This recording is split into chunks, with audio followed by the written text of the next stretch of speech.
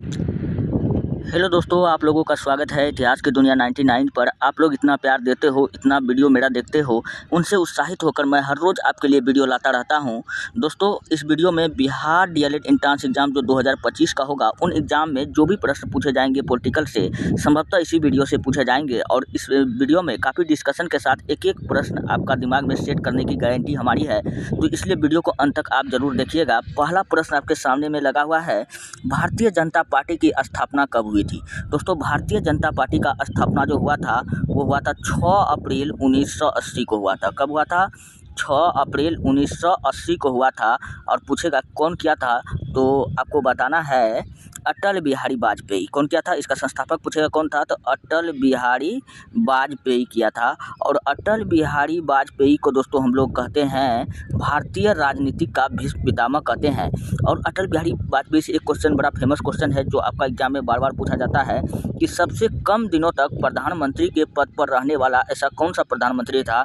आपको बताना है अटल बिहारी वाजपेयी। ये कितना दिन तक रहा था? तो मात्र 13 दिन तक। कितना दिन तक रहा था? 13 दिन तक। चलिए बढ़ते हैं नेक्स्ट। अगला प्रश्न आपके सामने में है, भारत में प्रथम आम चुनाव कब हुआ था? दोस्तों, भारत में जो प्रथम आम चुनाव हुआ था वो 1952 में हुआ था। और इस चुनाव में 494 सीट पर चुनाव लड़ा गया था, जिसमें कांग्रेस जो था पूर्ण बहुमत की सरकार बना पाई। इसके सामने कोई भी पार्टी नहीं टिक पाया। तो प्रथम आम चुनाव में कांग्रेस ने एक तरफा जीत हासिल कर लिया था। वहीं अगर दूसरा आम चुनाव का बात किया जाए तो आप 5 साल जोड़ लीजिए, तो 1952 5 1957 में दूसरा हो जाएगा। दूसरा आम चुनाव का भी जो था सेम प्रभाव था। कांग्रेस के अलावा और कोई भी पार्टी इसके आसपास भी नहीं टिक पाई थी। और तीसरा आम चुनाव में भी कांग्रेस ने ही बाजी मारा था। तो तीसरा कब होगा? तो 57 से फिर 5 साल जोड़ लीजिए, 57 3 4 2 62 हो जाएगा। तो चलिए बढ़ते हैं नेक्स्ट। अगला प्रश्न आपके सामने में है, भारत के प्रथम गृह मंत्री कौन थे? दोस्तों, भारत के प्रथम गृह मंत्री पूछ रहा है, तो आपको बताना है सरदार वल्लभ भाई पटेल। क्या बताना है? सरदार वल्लभ भाई पटेल बताना है। अच्छा, सरदार वल्लभ भाई पटेल से याद रख लीजिए, इसका सबसे बड़ा स्टैचू सरदार वल्लभ भाई पटेल का पूछेगा कि सबसे ऊंचा स्टैचू कहाँ बना हुआ है, तो गुजरात में बना हुआ है। कहाँ बना हुआ है? गुजरात में बना हुआ है। पूछेगा कितना मीटर का बना हुआ है, तो 183 मीटर का बना हुआ है। कितना मीटर का बना हुआ है? 183 मीटर का बना हुआ है सरदार वल्लभ भाई पटेल का सबसे ऊंचा स्टैचू। आपको ये बात याद रखना है। अच्छा, सरदार वल्लभ भाई पटेल को दोस्तों हम लोग भारत का बिस्मार्क कहते हैं। क्या कहते हैं? भारत का बिस्मार्क पूछेगा हम लोग किसको कहते हैं, तो सरदार वल्लभ भाई पटेल को कहते हैं। और इसको लौह पुरुष भी कहते हैं। क्या कहते हैं? लौह पुरुष भी कहते हैं, सरदार वल्लभ भाई पटेल को कहते हैं। अच्छा, यहाँ दोस्तों डॉक्टर राजेंद्र प्रसाद स्वतंत्र भारत के प्रथम कृषि खाद्य मंत्री था। क्वेश्चन पूछा जाएगा कि स्वतंत्र भारत का प्रथम कृषि एवं खाद्य मंत्री पूछेगा कौन था, तो आपको क्या बताना है? डॉक्टर राजेंद्र प्रसाद बताना है। अच्छा, भीमराव अंबेडकर कानून मंत्री था। चलिए बढ़ते हैं नेक्स्ट। अगला प्रश्न आपके सामने में है, भारत चीन युद्ध कब लड़ा गया था? तो दोस्तों, भारत चीन जो युद्ध हुआ था वो कब लड़ा गया था, तो 1962 में लड़ा गया था। और इस युद्ध में भारत की हार हुई थी। भारत की हार हुई थी। हार होने का कारण था क्योंकि हमारे पास में उस समय अच्छा टेक्नोलॉजी नहीं था, जिसके कारण हम लोग हार गए। और अभी सड़क व्यवस्था जो था उस समय नहीं था कि बॉर्डर तक हम लोग पहुंच पाते। तो अभी आपको पता है कि एलएसी में सड़क का निर्माण किया गया है। तो अब जो है, तो भारत चीन युद्ध में दोस्तों आप सोच सकते हैं कि भारत चीन जब युद्ध हुआ था, एक क्वेश्चन दोस्तों ये पूछा जाता है, उस समय रक्षा मंत्री कौन था? तो आपको बताना है कि उस समय का जो रक्षा मंत्री था कौन था? कृष्णा मेनन था। कौन था? कृष्णा मेनन। और ये कहाँ पर था जब युद्ध हो रहा था? तो ये नेपाल में बैठा हुआ था। वहीं से कह रहा था कि हम चीन से लड़ने की पूरी तैयारी कर रहे हैं। आप सोच सकते हैं, भारत में युद्ध हो रहा है, हमारा रक्षा मंत्री कहाँ बैठा हुआ है? नेपाल में जाकर के बैठा हुआ है। तो ये सब भी फॉल्ट था। तो भारत चीन का युद्ध कब लड़ा गया था, तो 1962 में लड़ा गया था। और 1965 में भारत पाकिस्तान युद्ध हुआ था। भारत पाकिस्तान युद्ध आपको याद रखना है, 1965 में भी हुआ था। और 1999 में भारत और करगिल युद्ध हुआ था।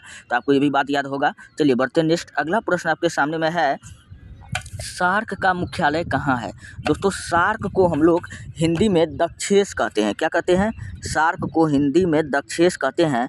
और इनका जो मुख्यालय है वो कहाँ है? काठमांडू में है। काठमांडू कहाँ पड़ता है? नेपाल की राजधानी काठमांडू में है। तो इसका ऑप्शन नंबर सी क्या हो जाएगा? बिल्कुल राइट हो जाएगा।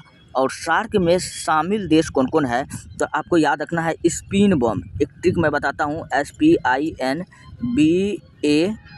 SPNB तो स्पिन बम तो टोटल कै गो देश है पूछेगा तो 4 4 8 देश है।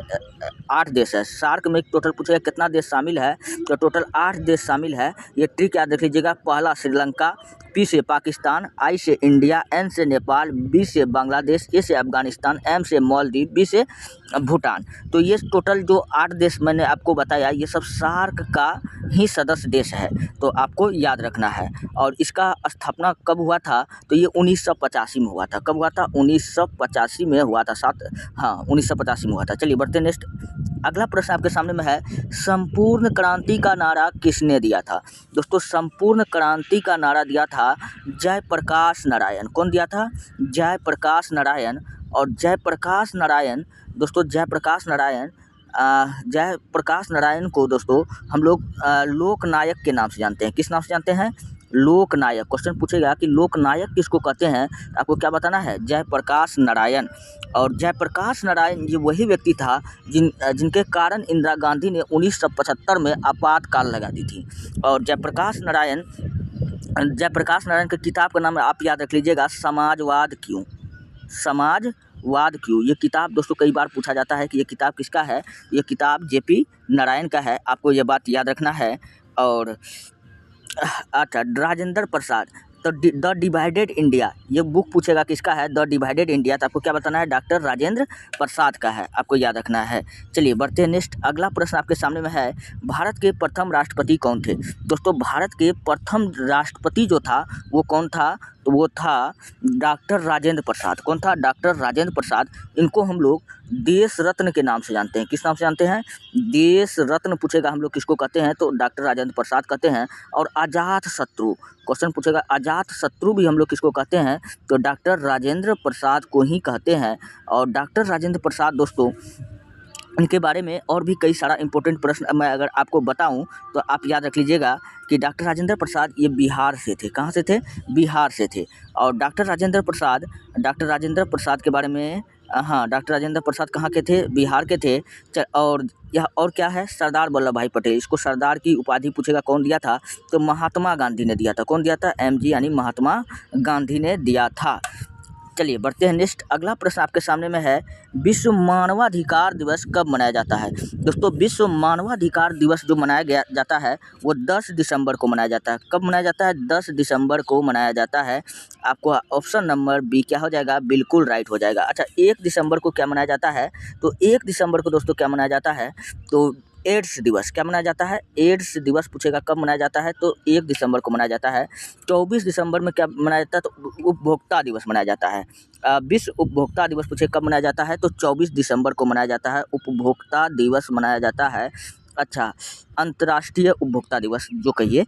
और 15 मार्च को क्या मनाया जाता है? 15 मार्च को भारतीय उपभोक्ता दिवस मनाया जाता है। आपको ये बात याद रखना है। दोस्तों अगर आपको वीडियो अच्छा लग रहा है, हेल्पफुल लग रहा है, तब आप हमारे चैनल को सब्सक्राइब कर लीजिए और वीडियो को लाइक कर दीजिए और बेल आइकन को दबा करके रखिए ताकि समय समय पर आपको मेरा वीडियो मिलता रहे। मैं हर रोज़ आपके लिए वीडियो लाता हूं और रोज़ क्लास का PDF आपका अपलोड हो जाता है टेलीग्राम चैनल इतिहास की दुनिया 99 पर। आप वहां से जा करके वीडियो का PDF ले सकते हैं। चलिए हम लोग फिलहाल बढ़ते हैं नेक्स्ट प्रश्न में। अगला प्रश्न है, भारतीय राष्ट्रीय कांग्रेस की प्रथम महिला अध्यक्ष कौन थी? दोस्तों भारतीय राष्ट्रीय कांग्रेस की प्रथम महिला अध्यक्ष पूछे तो आपको क्या बताना है? Annie Besant. क्या बताना है? Annie Besant. अच्छा, यही क्वेश्चन पूछा था, भारतीय राष्ट्रीय कांग्रेस की प्रथम भारतीय महिला अध्यक्ष। तब आपका आंसर चेंज हो जाता, तब आपका आंसर हो जाता सरोजिनी नायडू। क्या हो जाता? सरोजिनी नायडू। अच्छा, भारतीय राष्ट्रीय कांग्रेस का अगर पूछ लेता कि भारतीय राष्ट्रीय कांग्रेस का पूछेगा कि पारसी अध्यक्ष कौन था तो आपको क्या बताना है? दादा भाई नेरोजी। अच्छा, भारतीय राष्ट्रीय कांग्रेस का प्रथम अध्यक्ष पूछ लेता तब आपको बताना WC बनर्जी, वेमेश चंद्र बनर्जी। इसी को क्या कहते हैं? वेमेश चंद्र बनर्जी कहते हैं। भारतीय राष्ट्रीय कांग्रेस का युवा अध्यक्ष पूछ लेता तो आपको बताना था अबुल कलाम आज़ाद। क्या बताना है? अबुल कलाम आज़ाद बताना है। सबसे युवा अध्यक्ष और सबसे लंबे समय तक यह अध्यक्ष रहा, आपको ये भी बात याद रखना है। और महात्मा गांधी ने कांग्रेस का एकमात्र अधिवेशन में भाग लिया था, वो 1924 का कर्नाटक के बेलगांव अधिवेशन। आपको ये बात याद रखना है। चलिए बढ़ते हैं नेक्स्ट। अगला प्रश्न आपके सामने में है, बिहार के प्रथम मुख्यमंत्री कौन थे? दोस्तों बिहार का प्रथम मुख्यमंत्री जो था वो कौन था तो डॉक्टर श्री कृष्ण सिंह। कौन था? डॉक्टर श्री कृष्ण सिंह। इसका ऑप्शन नंबर ए क्या हो जाएगा? बिल्कुल राइट हो जाएगा। अच्छा, यहाँ पर दोस्तों एक ऑप्शन दिया है कर्पूरी ठाकुर। इसको हम लोग जननायक कहते हैं। क्या कहते हैं? जननायक पूछेगा किसको कहा जाता है तो कर्पूरी ठाकुर को कहा जाता है। और कर्पूरी ठाकुर से याद रख लीजिए कि इसको 2024 में भारत रत्न दिया है मरणोपरांत। तो मरणोपरांत दोस्तों इसको भारत रत्न दिया गया है। आप लोग बताइए कि 5 आदमी को दोस्तों 2024 में भारत रत्न मिला था। आप लोग कमेंट में उसका नाम को छाप दीजिए। चलिए बढ़ते हैं फिलहाल हम नेक्स्ट प्रश्न में। अगला प्रश्न आपके सामने में है, बिहार विधान परिषद के सदस्यों का कार्यकाल क्या है? दोस्तों बिहार विधान परिषद के सदस्यों का कार्यकाल कितना वर्ष का है? 6 वर्षों का है। तो ऑप्शन नंबर बी क्या हो जाएगा? राइट हो जाएगा। अच्छा, बिहार में पूछेगा कि लोकसभा की सीट कितना है तो 40 सीट है। कितना सीट है? 40 सीट है। आपको ये बात याद रखना है। चलिए बढ़ते हैं नेक्स्ट। अगला है, जनता दल यूनाइटेड किस राज्य का एक राजनीतिक दल है? तो दोस्तों जनता दल यूनाइटेड इसी को हम लोग जेडीयू कहते हैं। क्या कहते हैं? जेडीयू कहते हैं, जिसका अभिनेता कौन है? नीतीश कुमार है। तो जदयू का जो है राज्य का राजनीतिक दल कहाँ का है? ये जदयू आपको पता है कहाँ का है? बिहार का है। और जेडीयू का स्थापना अगर पूछेगा कब हुआ था तो इसका स्थापना 2003 में हुआ था। कब हुआ था? 2003 में। कहीं कहीं पर 2004 लिखा रहता है, 2003-4 जो भी रहे आपको सही लगाना है। तो ऑप्शन देख लीजिएगा, आसपास में जो रहेगा आपको टिक कर देना है। तो जदयू क्या हो जाएगा? इनका राइट आंसर हो जाएगा। चलिए बढ़ते हैं नेक्स्ट। अगला प्रश्न आपके सामने में है, भारत में कुल कितने राज्य हैं? दोस्तों भारत में आपको पता होगा कि भारत में अभी कितने राज्य हैं तो अभी वर्तमान में 28 राज्य हैं। कितना राज्य हैं? 28 राज्य हैं। अच्छा, 28वां राज्य पूछेगा कौन बना है तो आपको बताना तेलंगाना बना है। कौन बना है? तेलंगाना बना है। और तेलंगाना का दोस्तों गठन पूछेगा कब हुआ था तो इस तेलंगाना का गठन 2 जून 1914 को हुआ था। कब हुआ था? 2 जून हाँ, और सॉरी 2014, 1914 नहीं, 2 जून 2014 को तेलंगाना का गठन हुआ। और ये तेलंगाना किससे अलग होकर के बना है? ये आंध्र प्रदेश से अलग होकर के बना है। किससे बना है? तो ये आंध्र प्रदेश राज्य से अलग होकर तेलंगाना का गठन किया गया है। तो आपको ये याद रखना है। चलिए बढ़ते हैं नेक्स्ट। अगला प्रश्न है, भारत के वर्तमान राष्ट्रपति कौन है? दोस्तों भारत के वर्तमान राष्ट्रपति, अच्छा ये पीडीएफ कुछ दिन का पहले का बना हुआ था। तो यहाँ रामनाथ कोविंद जो था इससे पहले था। तो अभी रामनाथ कोविंद के जगह पे कौन बन चुकी है? तो इसके जगह पर बन चुकी है द्रौपदी मुर्मू। कौन बन चुकी है? द्रौपदी मुर्मू बन चुकी है। ये पहली महिला दलित राष्ट्रपति है। आपको ये बात याद रखना है। और द्रौपदी मुर्मू अभी वर्तमान की राष्ट्रपति है। इनसे पहले कौन था? तो रामनाथ कोविंद। अच्छा, रेलवे के एग्जाम देने के लिए गए थे, एक क्वेश्चन पूछा था कि ऐसा कौन सा राष्ट्रपति है जिसका जन्म देहात से, जिनका संबंध देहात से है? तो आपको बता, रामनाथ कोविंद ये उत्तर प्रदेश के एक देहात गाँव से बिलोंग्स करता है। ये क्वेश्चन पूछा हुआ था इसलिए मैंने आपको बता दिया। चलिए अच्छा, प्रतिभा देवी सिंह पाटिल, इसके बारे में भी जान लीजिए। प्रतिभा देवी सिंह पाटिल जो थी दोस्तों, प्रतिभा देवी सिंह पाटिल तो ये भारत की प्रथम महिला राष्ट्रपति थी। आपको ये बात याद रखना है, प्रतिभा देवी सिंह पाटिल। और एपीजे अब्दुल कलाम आज़ाद ये राष्ट्रपति था। और इसको हम लोग मिसाइल मैन के नाम से जानते हैं। किस नाम से जानते हैं? मिसाइल मैन के नाम से पूछेगा हम लोग किसको जानते हैं तो अब्दुल कलाम आज़ाद को जानते हैं। और सर्वप्रथम राष्ट्रपति पूछेगा पहला कौन था तो डॉक्टर राजेंद्र प्रसाद था। अच्छा, प्रथम मुस्लिम राष्ट्रपति पूछेगा तो आपको क्या बताना है? प्रथम मुस्लिम राष्ट्रपति जाकिर हुसैन, डॉक्टर जाकिर हुसैन। इनका मृत्यु जो हुआ था दोस्तों कार्यकाल में ही हो गया था। आपको ये भी बात याद रखना है। मैं जो भी बात बोलता हूँ आप लोग गौर से सुनिएगा, क्योंकि मेरा प्रश्न में ही क्वेश्चन रहता है। और फिर क्वेश्चन पूछा जाता है राष्ट्रपति से। एक और क्वेश्चन काफ़ी शानदार है कि भारत का प्रथम ये मुस्लिम राष्ट्रपति हो गया। तो प्रथम आप लोग बताइए कि ऐसा मुख्यमंत्री जो सबसे कम उम्र में चुना गया था। तो आपको बता, नीलम संजीव रेड्डी। कौन? नीलम संजीव रेड्डी। ये सबसे कम उम्र में और निर्विरोध चुना गया था। आपको ये बात याद रखना है। निर्विरोध चुने जाने वाला राष्ट्रपति कौन था? नीलम संजीव रेड्डी था। चलिए बढ़ते हैं नेक्स्ट। अगला है, भारत का संविधान किस वर्ष अंगीकृत किया गया था? दोस्तों भारत का जो संविधान है उसको किस वर्ष अंगीकृत किया गया था? हमको पता है कि 1949 में हमारा संविधान बनकर तैयार हो चुका था ना। तो इसको लागू लेकिन कब हुआ था? 1950 में हुआ था। तो अब इसका ऑप्शन नंबर बी क्या हो जाएगा? बिल्कुल राइट हो जाएगा। चलिए बढ़ते हैं नेक्स्ट। चिपको आंदोलन से कौन संबंधित है? दोस्तों चिपको आंदोलन से संबंधित यहाँ व्यक्ति का नाम दिया हुआ है, आपको बताना है। तो इसका ऑप्शन नंबर सी बिल्कुल राइट हो जाएगा, सुंदरलाल बहुगुणा। तो चिपको आंदोलन से कौन संबंधित है? तो सुंदरलाल बहुगुणा। और चिपको आंदोलन कब हुआ था? 1972 में। कब हुआ था? 1972 में। ये पूछेगा कहाँ से शुरू हुआ था, तो आपको बताना उत्तराखंड के टेहरी गढ़वाल जिला से। उत्तराखंड के टेहरी गढ़वाल जिला से। और रेलवे में क्वेश्चन मैं एग्ज़ाम देने के लिए गया था, तो वहाँ भी क्वेश्चन पूछा था कि ये यहाँ से, लेकिन यहाँ पर दोस्तों उत्तराखंड ना टेहरी गढ़वाल कुछ भी नहीं था, पहाड़ी क्षेत्र से। उत्तराखंड के टेहरी गढ़वाल के पहाड़ी क्षेत्र भी आपको याद रखना है। क्या रखना है? पहाड़ी क्षेत्र से। इसलिए दोस्तों कई भी क्वेश्चन को आजकल काफ़ी ज़्यादा घुमा के पूछ रहा है, आपको उस टाइप से याद रखना पड़ेगा। अच्छा, जब ऑप्शन में दोस्तों जब सुंदरलाल बहुगुणा नहीं हो चिपको आंदोलन का नेता, तब आपको लगाना है चंडी प्रसाद भट्ट। क्या लगाना है? चंडी प्रसाद भट्ट। आजकल क्वेश्चन का लेवल काफ़ी ज़्यादा अलग हो चुका है, आप जो सोच सकते हैं उससे कई ज़्यादा लेवल का क्वेश्चन अब पूछा जा रहा है, इसलिए आपको उसी प्रकार का तैयारी करना होगा। कई बच्चे रट के जाते हैं चिपको आंदोलन सुंदरलाल बहुगुणा, वहाँ ऑप्शन में होता ही नहीं है, वहाँ रहता है चंडी प्रसाद भट्ट, माथा खजवाने लगता है। तो इसलिए आपको अच्छा से पढ़ना है। ऑप्शन सी क्या होगा इस प्रश्न का? राइट होगा। चलिए बढ़ते नेक्स्ट। अगला है, गैर कांग्रेसवाद का नारा किसने दिया था? तो गैर कांग्रेसवाद का नारा दिया था राम मनोहर लोहिया ने दिया था। तो ऑप्शन नंबर डी क्या हो जाएगा? बिल्कुल राइट हो जाएगा। और दोस्तों मैं आपको बताऊं तो मोरारजी देसाई ये पहले गैर कांग्रेसी प्रधानमंत्री था। क्वेश्चन पूछा जाएगा कि गैर कांग्रेसी प्रधानमंत्री कौन था, तो ये मोरारजी देसाई था, आपको ये बात याद रखना है।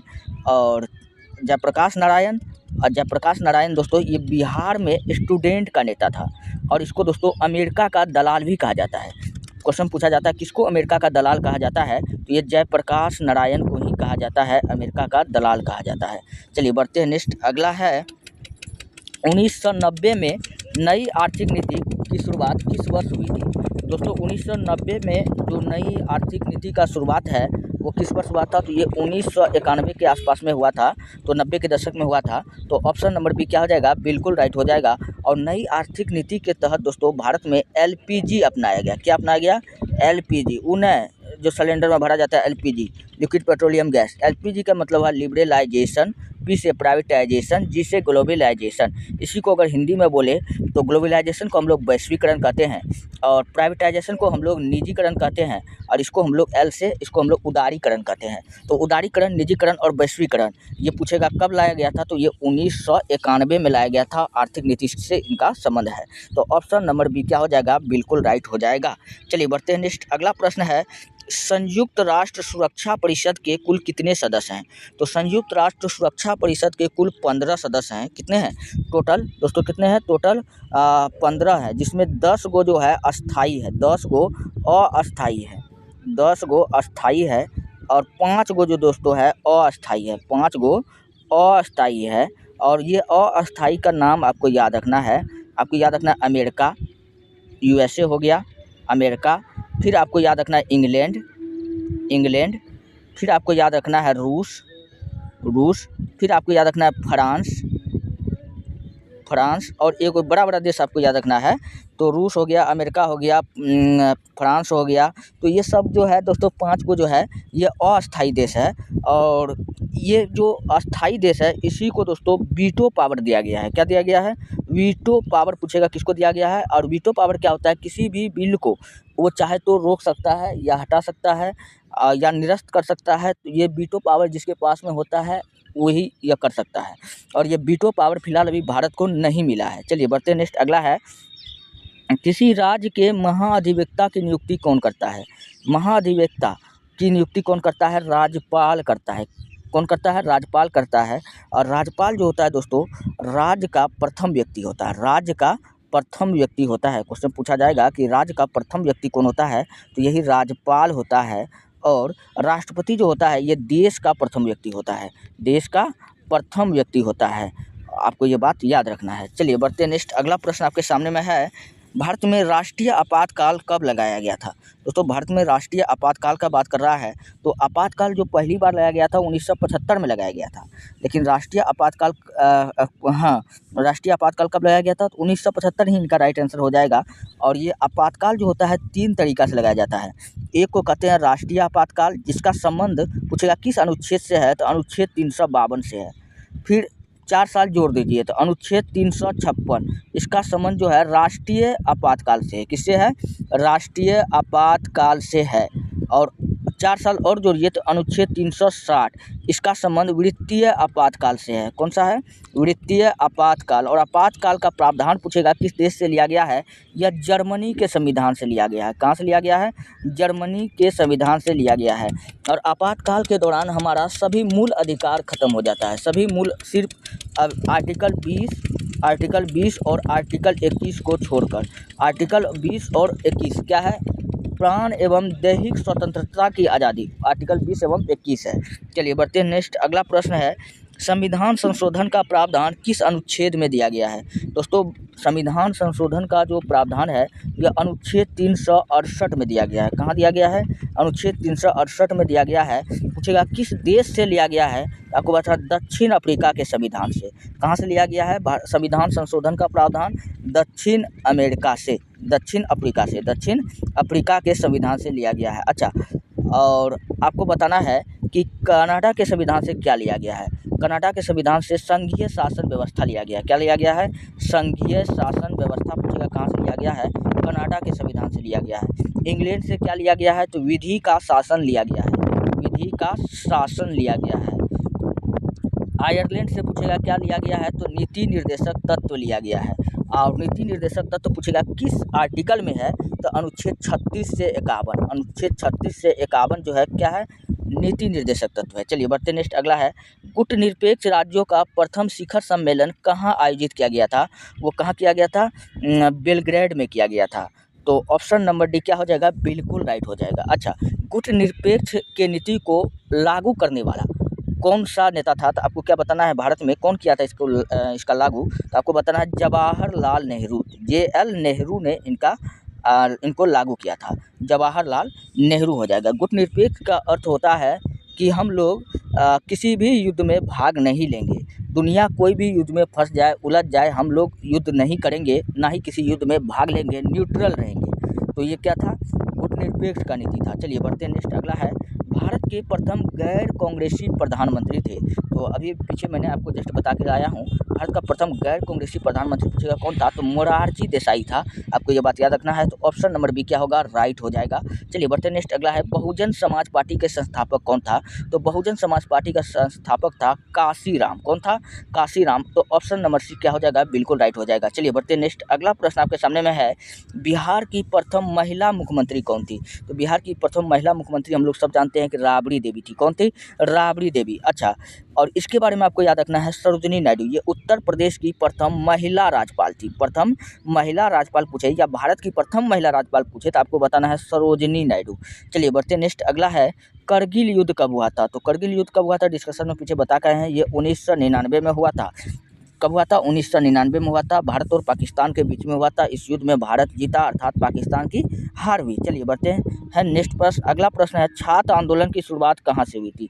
तो छात्र आंदोलन की शुरुआत कहाँ से हुआ था? बिहार से हुआ था। और इस छात्र आंदोलन का नेता पूछेगा कौन था? तो आपको बताना जयप्रकाश नारायण। कौन था?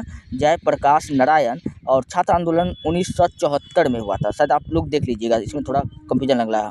शायद 110% लग रहा है कि सही 1974 ही है। आप लोग फिर भी देख लीजिएगा। चलिए बढ़ते नेक्स्ट। भारत का प्रथम शिक्षा मंत्री कौन था? तो भारत का प्रथम शिक्षा मंत्री अबुल कलाम आज़ाद था। कौन था? अबुल कलाम आज़ाद। ये कांग्रेस के सबसे युवा अध्यक्ष भी था, आपको याद रखना है। और सबसे लंबा समय तक अध्यक्ष भी पूछेगा कांग्रेस के पद पर कौन बना रहा था? तो यही बना था। कारण था क्योंकि 1939 से 45 तक द्वितीय विश्व युद्ध आ गया था। और कांग्रेस का जो अध्यक्ष होता था प्रत्येक साल एक चेंज होता था। एक साल बन गया है वो अगला साल नहीं बनेगा। आपको ये बात याद रखना है।